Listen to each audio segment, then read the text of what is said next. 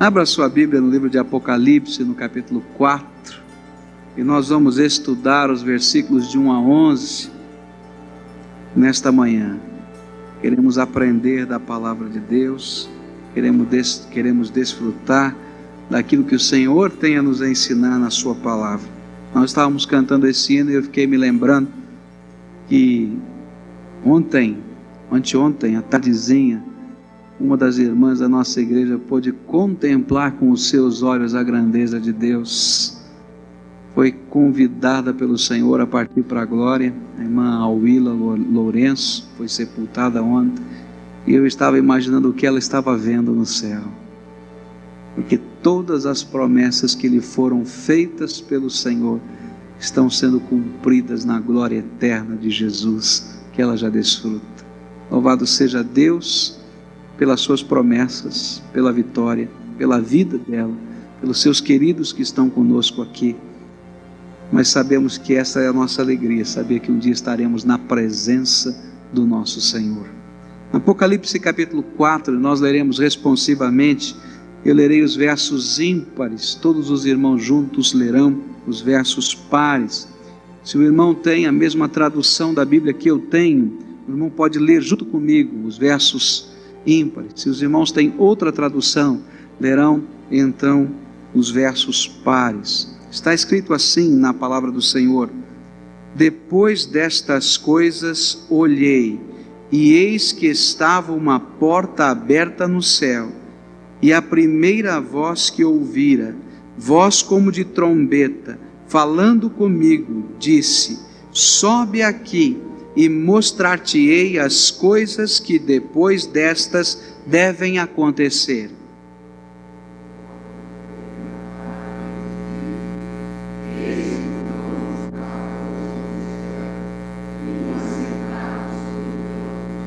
E aquele que estava assentado era, na aparência, semelhante a uma pedra de jaspe e sárdio, e havia ao redor do trono um arco-íris semelhante, na aparência, à esmeralda.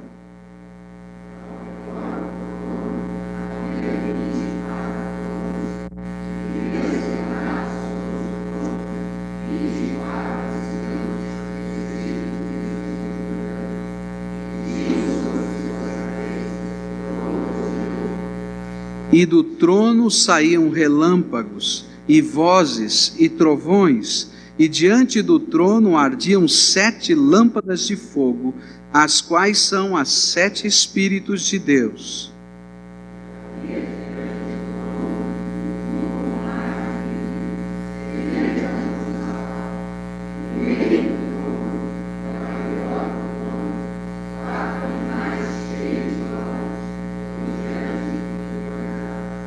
E o primeiro ser era semelhante a um leão, e o segundo ser semelhante a um touro. Tinha o terceiro ser o rosto como de um homem, e o quarto ser era semelhante a uma águia voando.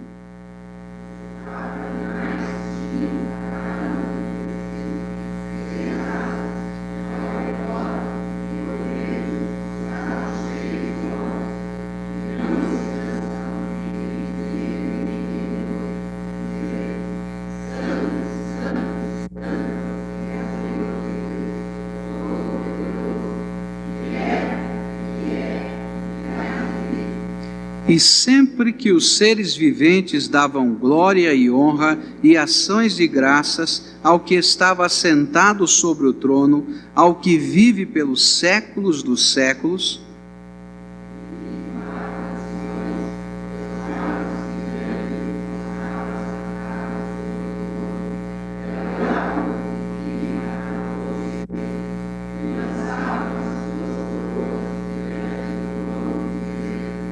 digno és, Senhor nosso e Deus nosso, de receber a glória e a honra e o poder, porque tu criastes todas as coisas e por tua vontade existiram e foram criadas. Vamos orar a Deus. Pai querido, nós te agradecemos por tudo quanto já aconteceu neste culto, porque sabemos que o teu Espírito está nos dirigindo nesta hora, dirigindo a cada vida que aqui está. Te agradecemos, Senhor, pelos dízimos, pelas ofertas que foram depositadas em atitude de consagração ao Senhor. Pessoas que estão consagrando o seu suor, o seu trabalho, o seu dia a dia, Senhor, e estão dignificando o Teu nome através disso, Senhor.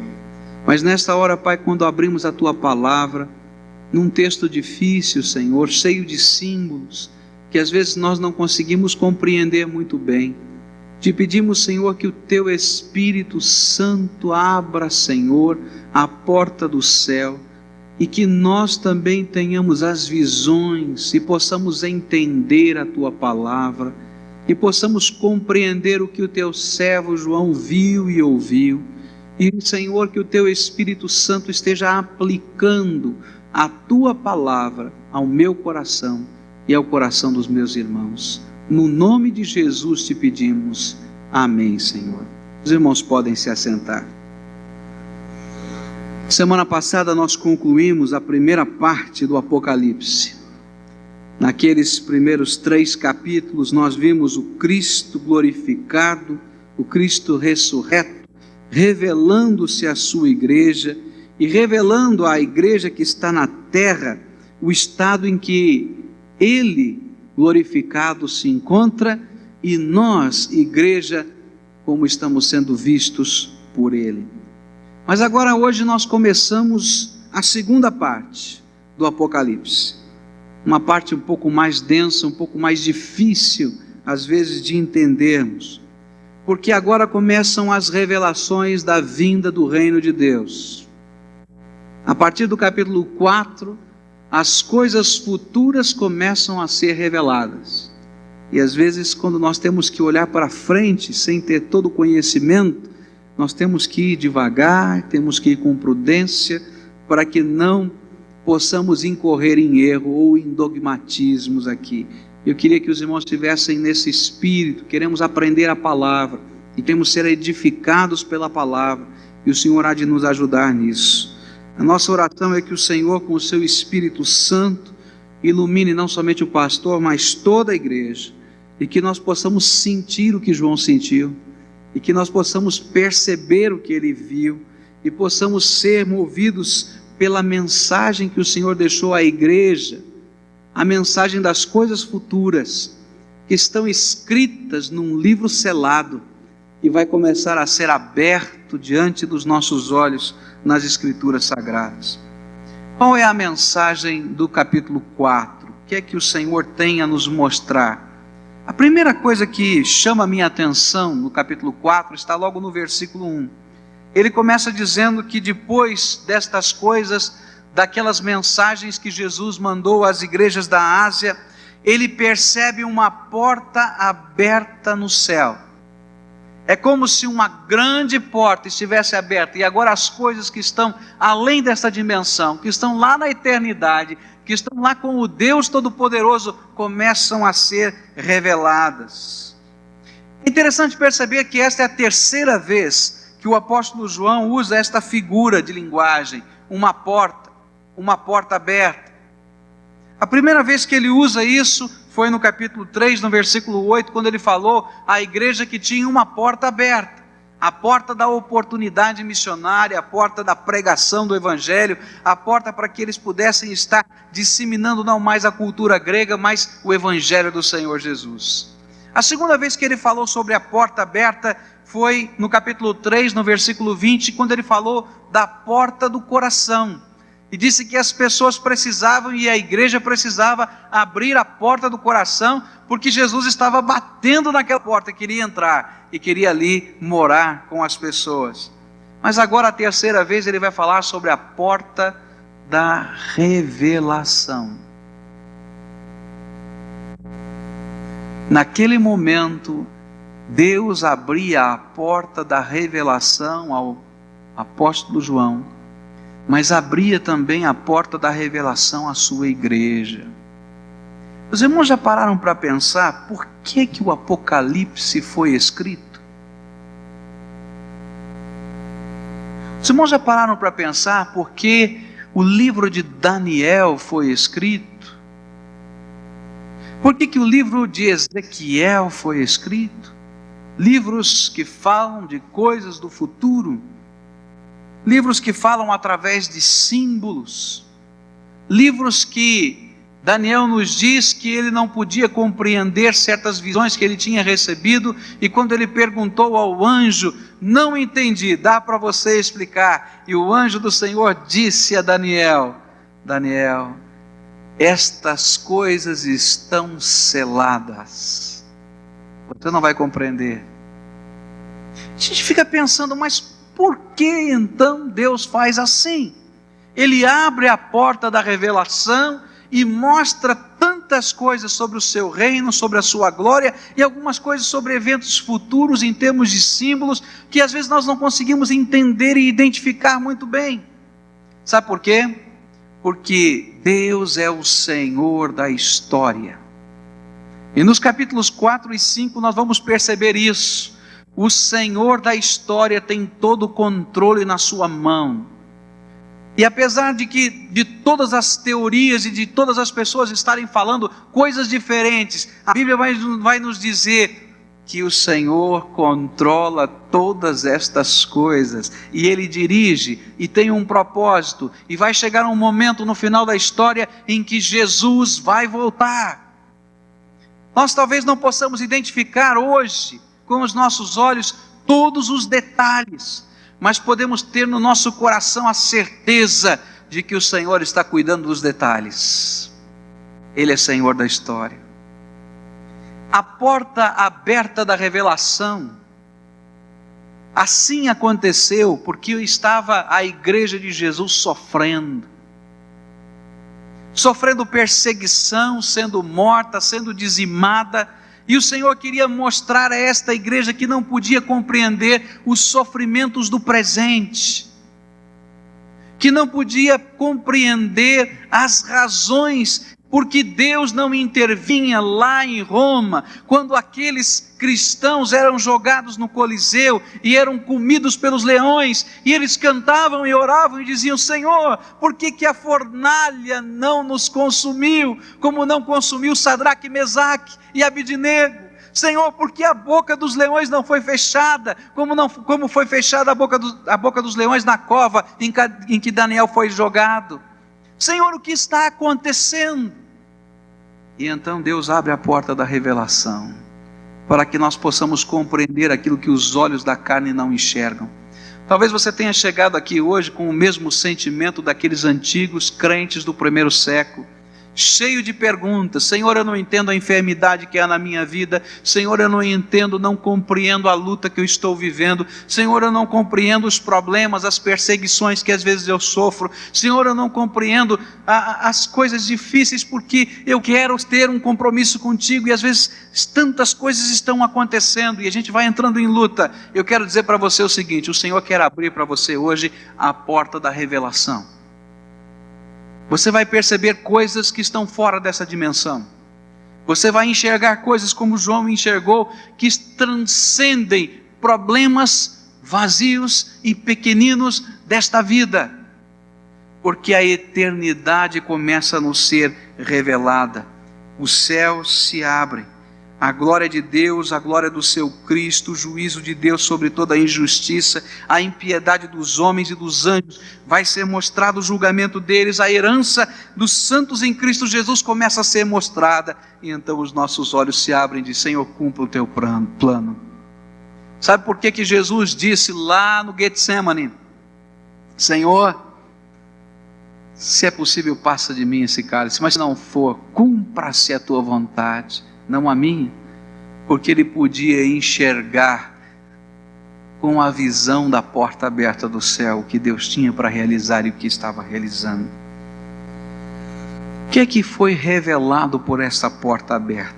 Começam as revelações através da corte celestial. João viu a porta aberta no céu e começa a ver coisas incríveis. Ele começa então, arrebatado pelo Espírito, a ver um trono que estava posto no céu. E havia uma pessoa sentada sobre esse trono. E aquele que estava sentado era na aparência semelhante a uma pedra de jaspe, sardio, e havia ao redor do trono um arco-íris semelhante na aparência à esmeralda. O trono da graça de Deus pôde ser visto. Tudo começou nesta visão com o trono de Deus sendo revelado. E de repente, com as coisas que João começava a ver, ele podia naquele trono, ainda que ele não descreva a Deus de nenhuma maneira, ele só descreve o trono da graça, o trono do Deus vivo. Ele começa então, através daqueles símbolos, mostrar para a gente a majestade divina.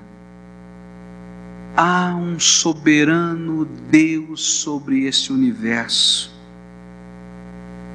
O trono da sua graça e da sua glória manifesta o poder de Deus, a majestade de Deus, a soberania de Deus. Esse é o Senhor que está lá. Todas as coisas que estão envolvendo esse trono têm símbolos. Ele vê envolvendo esse trono um grande arco-íris, como um símbolo do Deus da aliança.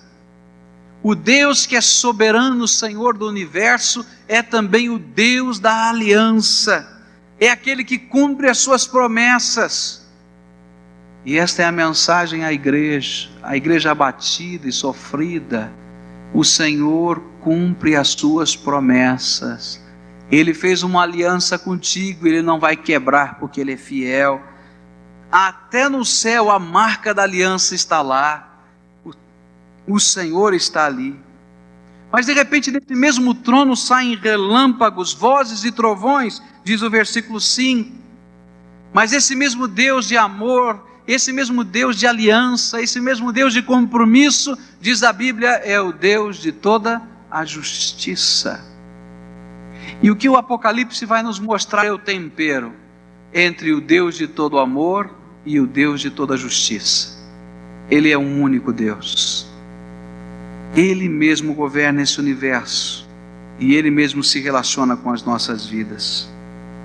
Existe um mar de vidro ali que representa a santidade de Deus, um Deus que é santo, que é puro, que as pessoas realmente não podem contemplar toda a sua santidade e sua glória, até os seres celestiais ficam aquém do mar de vidro por causa da santidade de Deus.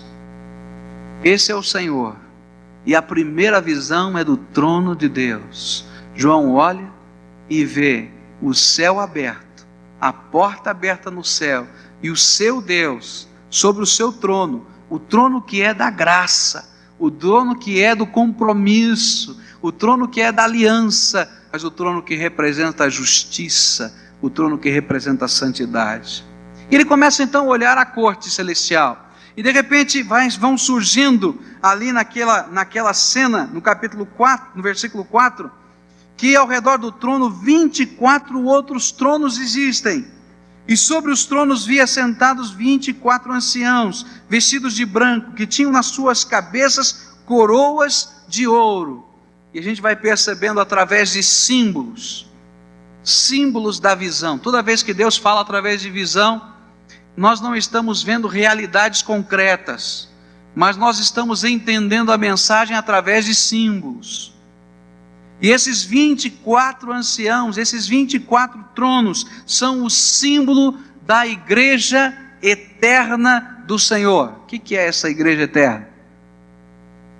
Eles estão simbolizados nas 12 tribos de Israel e nos 12 apóstolos. O povo de Deus no céu, esse é o símbolo. O povo de ontem e o povo de hoje está simbolizado nesta figura. Totalidade da igreja na presença do Senhor. Igreja que recebeu do Senhor coroa de ouro, coroa de graça, que estão sobre as suas cabeças. Não merecíamos essas coroas, mas são as promessas da vida eterna, as promessas das heranças celestiais que já estão simbolizadas nesta coroa que nos será colocada sobre a cabeça. Outro Outra imagem que aparece nesse capítulo são os 4 seres viventes. Eles são identificados em outros textos da Bíblia como os querubins, descritos por Ezequiel. São parecidos com os serafins de Isaías. São aqueles seres que estão na presença de Deus, glorificando ao Senhor e o servem de dia e de noite. E de certa maneira eles simbolizam a criação, toda a criação divina, exaltando e servindo o soberano Senhor do universo. Esta é a imagem que João está vendo. João está vendo o trono de Deus, a igreja de Jesus, toda a criação louvando e adorando o seu nome. Agora, como é que é feita esta adoração? E aqui eu gostaria de me deter um pouco mais. O que é o conteúdo desta adoração? O louvor vai crescendo no céu. Diz a Bíblia que os 4 seres viventes, de dia e de noite, entoavam a sua doxologia de louvor. O versículo 8 vai nos mostrar qual é. Os 4 seres viventes tinham cada um 6 asas e ao redor e por dentro estavam cheios de olhos, e não têm descanso nem de dia e nem de noite, dizendo: Santo, Santo, Santo é o Senhor Deus, o Todo-Poderoso, o que era, o que é e o que há de vir. Toda a natureza simbolizada ali, que continuamente louva a Deus, toda a criação louvando a Deus pela sua redenção. Há uma coisa interessante que às vezes a gente não compreende. A palavra de Deus nos diz que o pecado não somente destruiu e está destruindo o homem, mas a palavra de Deus nos diz que está destruindo toda a criação. E há salmos na palavra de Deus que nos ensinam que a natureza, que a criação divina em todos os seus setores geme e aguarda o dia da salvação, da remissão, da restauração do povo de Deus. Este é o símbolo do céu. Aqueles seres viventes, representando toda a criação divina, se colocam diante do Deus eterno, Criador, Todo-Poderoso, e o glorificam, e o exaltam, dia e noite. E aí então entra a igreja do Senhor Jesus. Eles vão exaltando a santidade de Deus, eles vão exaltando a onipotência de Deus, eles vão exaltando o Senhor na sua eternidade. E então se agrega a essa natureza que também vai ser um dia restaurada pelo Senhor, a igreja do Senhor Jesus.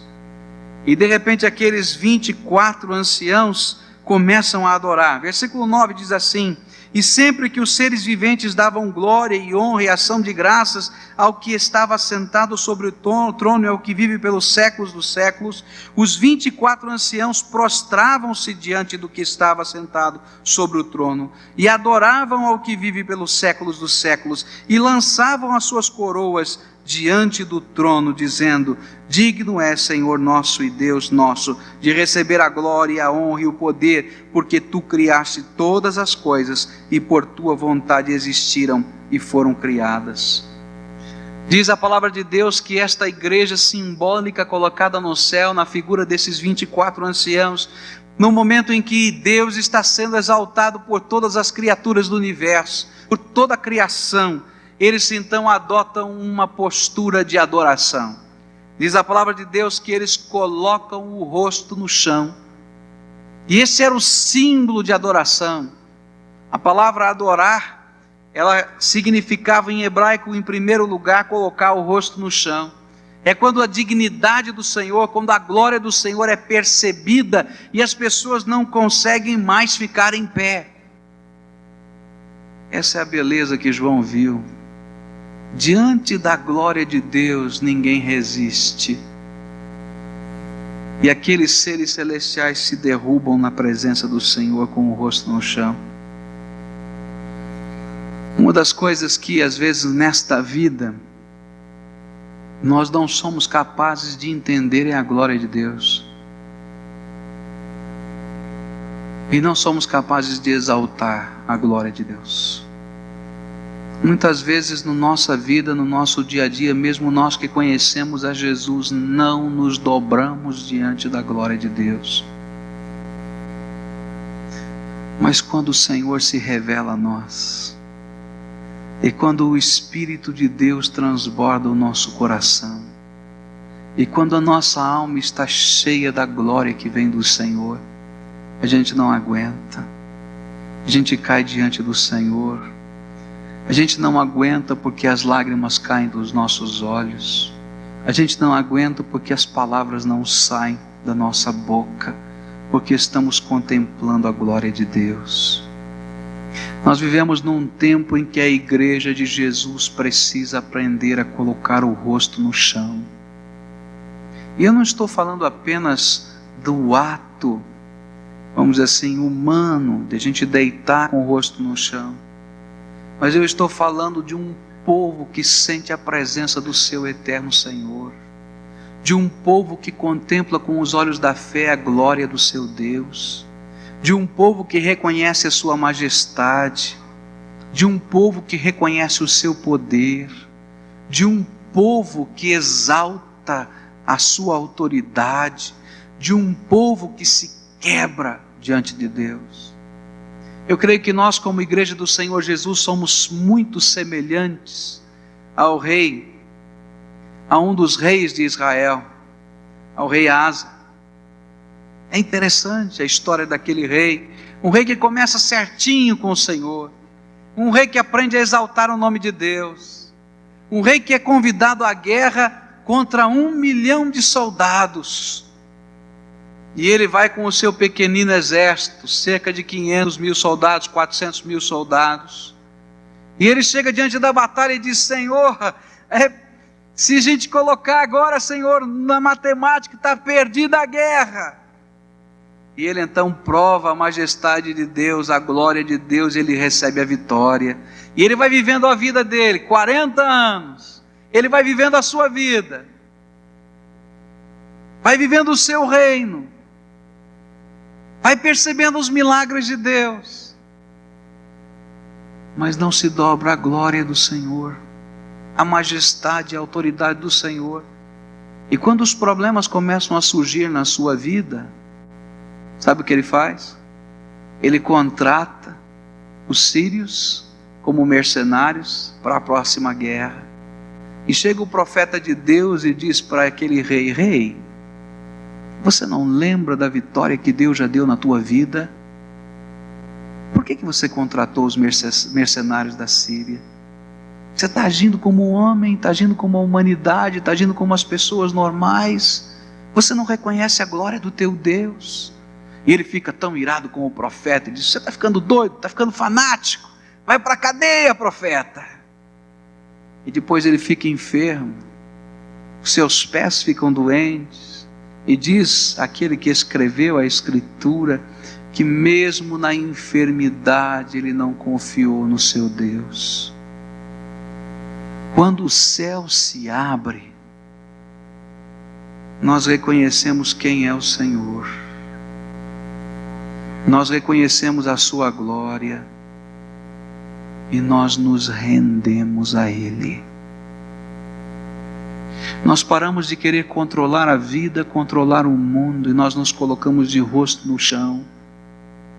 E o que Jesus quer e o que Deus espera é que a sua igreja seja uma igreja que se prostre, com o rosto no chão, dizendo: Tu és Deus, Tu és Senhor, Tu tens toda a autoridade. E meus irmãos, esta é a próxima cena.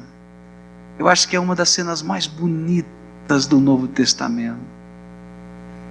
Outro dia, lendo esse texto, eu chorei diante desta cena. Eu consegui perceber esta cena. Sabe por quê? Porque naquela hora a igreja simbolizada nos 24 anciãos, com o rosto no chão, adorando a glória do Deus eterno, do soberano Senhor desse universo, pega aquelas coroas, as coroas da herança, as coroas que nos foram dadas como dádivas, aquelas coroas que representam tudo quanto Deus nos prometeu. E eles tiram as suas coroas de ouro da cabeça. E o que fazem? Lançam aos pés do Senhor. Sabe, esse aqui é um símbolo tão bonito, porque era assim que acontecia nos tempos passados. Quando o exército romano invadia uma cidade, invadia uma determinada terra, eles sempre levavam consigo uma imagem do imperador. E eles colocavam na sala do trono daquele país, daquela cidade, a imagem do imperador. E o rei derrotado colocava o seu rosto no chão diante da imagem do imperador, tirava a sua coroa da cabeça e lançava aos pés do imperador, dizendo: estou rendido, me entrego, aceito a tua autoridade. E de repente nós vemos esta mesma cena no Apocalipse.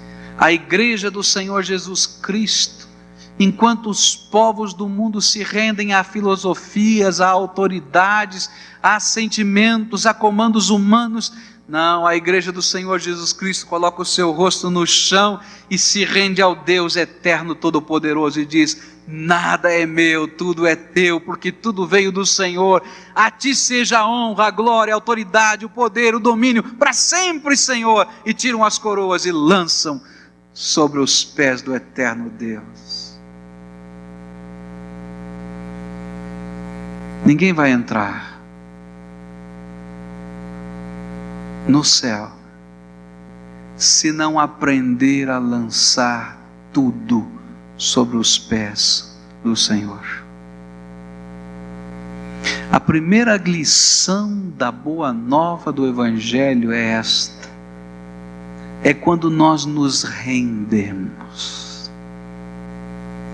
Nós ainda não entendemos o que é rendição incondicional, porque não há como ter vínculo, compromisso, não há como ter bênção, não há como ser realmente uma bênção, se a gente não aprender a rendição incondicional. Meus queridos, rendição incondicional é quando não tenho nenhuma autoridade mais. Rendição incondicional é quando eu não tenho direito nenhum. Rendição incondicional é quando eu me entrego totalmente. Há muita gente na igreja do Senhor Jesus querendo fazer uma rendição condicional. Senhor, vejo o teu trono de glória, mas a coroa é minha. E às vezes nós seguramos tão forte a nossa coroa, e a nossa coroa tem nomes diferentes. Às vezes são nomes de pessoas, às vezes são coisas, às vezes são determinadas circunstâncias da nossa vida. E quando a porta do céu, da revelação se abre, aí nós entendemos porque muitas vezes passamos por lutas e tribulações. Às vezes, meus irmãos, nós temos passado por lutas e tribulações porque queremos entrar no céu com as nossas coroas. E Deus sabe que lá não há lugar para isso, porque tudo tem que ser colocado no pé do trono de Deus. E então Deus tem que mexer na nossa vida, para que nós quebremos o nosso coração e lancemos as coroas desta vida aos pés do Senhor eterno.